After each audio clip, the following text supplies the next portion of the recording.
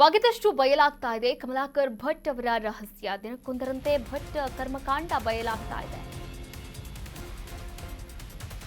ಬಗೆದಷ್ಟು ಬಯಲಾಗ್ತಿದೆ ಕಮಲಾಕರ್ ಭಟ್ ರಹಸ್ಯ. ದಿನಕ್ಕೊಂದರಂತೆ ಕಮಲಾಕರ್ ಭಟ್ ಕರ್ಮಕಾಂಡ ಬಯಲಾಗ್ತಾ ಇದೆ. ಕಮಲಾಕರ್ ಭಟ್ ಮತ್ತೊಂದು ಆಡಿಯೋ ಕೂಡ ವೈರಲ್ ಆಗಿರುವಂತದ್ದು.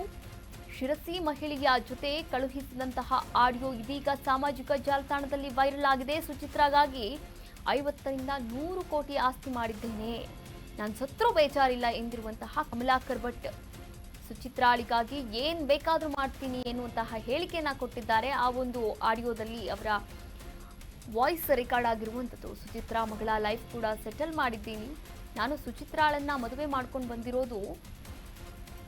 ಸುಚಿತ್ರಾ ಬಗ್ಗೆ ಮಾತಾಡಿದ್ರೆ ಹುಷಾರ್ ಅಂತ ಮಹಿಳೆಗೆ ಆವಾಜ್ ಕೂಡ ಹಾಕಿದ್ದಾರೆ.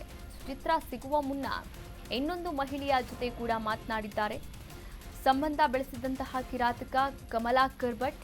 ಇನ್ನು ಸುಚಿತ್ರಾ ಬಂದ ಮೇಲೆ ಆ ಮಹಿಳೆಗೆ ಕಮಲಾಕರ್ ಭಟ್ ಧಮಕಿಯನ್ನ ಕೂಡ ಹಾಕಿರುವಂಥದ್ದು.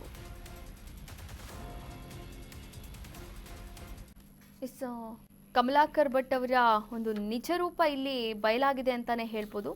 ಇನ್ನು ಶಿರಸಿಯ ಮಹಿಳೆಯ ಜೊತೆ ಒಂದು ಆಡಿಯೋ ಕೂಡ ರೆಕಾರ್ಡ್ ಆಗಿರುವಂಥದ್ದು. ನೋಡಿ, ಸುಚಿತ್ರಾಗಾಗಿ ನಾನು 50ರಿಂದ 100 ಕೋಟಿ ಆಸ್ತಿ ಅವಳ ಹೆಸರಲ್ಲಿ ಮಾಡಿದ್ದೀನಿ, ಅವಳ ಮಗುವಿಗಾಗಿ ನಾನು ಸೆಟಲ್ ಮಾಡಿದ್ದೀನಿ, ಅವಳ ಮಗುವನ್ನ ಕೂಡ, ಅವಳ ಮಗಳ ಲೈಫ್ ಕೂಡ ಸೆಟಲ್ ಮಾಡಿದ್ದೀನಿ ಎನ್ನುವಂತಹ ಮಾತುಗಳನ್ನು ಆಡಿರುವಂಥದ್ದು ಆ ಒಂದು ಆಡಿಯೋದಲ್ಲಿ.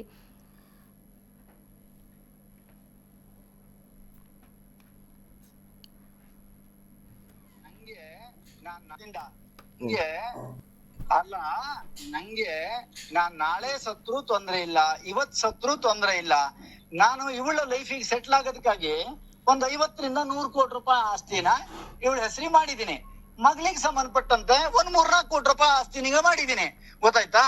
ಅದನ್ನ ಬಿಟ್ಟು ನಾನ್ ನಾಳೆ ಸತ್ರು, ಈಗ ಕ್ಷಣಕ್ ಸತ್ರು ನಾನು ಏನು ತೊಂದ್ರೆ ಇಲ್ಲ. ಯಾಕೆಂದ್ರೆ ನಂಗೊಂದು ನಿಷ್ಕಲ್ಮಶವಾದ ನಿಷ್ಕಪಟವಾದಂತ ಮನಸ್ಸಿನಿಂದ ನೀ ಹೇಳ್ದಲ್ಲ ಏನೇನೋ ಮಾಡ್ಯಾಳೆ. ಇಂಥದ್ 1000 ಜನ ಬಂದು ನನ್ನ ಎದುರಿಗೆ ಹೇಳಿದ್ರು ಕೂಡ ನಾನು ಮರೆಯೋ ಪ್ರಶ್ನೆಗಳು ಇಲ್ಲ. ಅವಳನ್ನ ಮರೆಯಲ್ಲ, ನಂಗೆ ಬೇಕಾಗಿಯೂ ಇಲ್ಲ.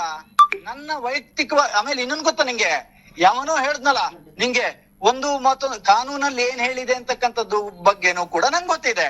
ಆದ್ರೆ ಅವಳ ಲೈಫು ಸೆಟ್ಲು, ಮಗಳ ಲೈಫು ಸೆಟ್ಲು, ನನ್ನ ಲೈಫ್ ತಾನೆ ಎಂಡ್ ಆಗತ್ತೆ, ಹೋಗ್ಬಿಡ್ಲಿ, ಏನ್ ತೊಂದ್ರೆ ಇಲ್ಲ. ಏನೇ ಮಾತಾಡೋದಿದ್ರು ಸಹಿತ ನನ್ನ ಹತ್ರ ಮಾತಾಡ್ಬೇಕು ಬಿಟ್ರೆ ಅವಳಿಗೆ ನೀನು ಸುಳ್ಳೆ ಮತ್ತೊಂದು ಮರದೊಂದು ಇತ್ಯಾದಿಗಳೆಲ್ಲ ಹೇಳಂತ ಅವಶ್ಯಕತೆಗಳೇನಿದೆ?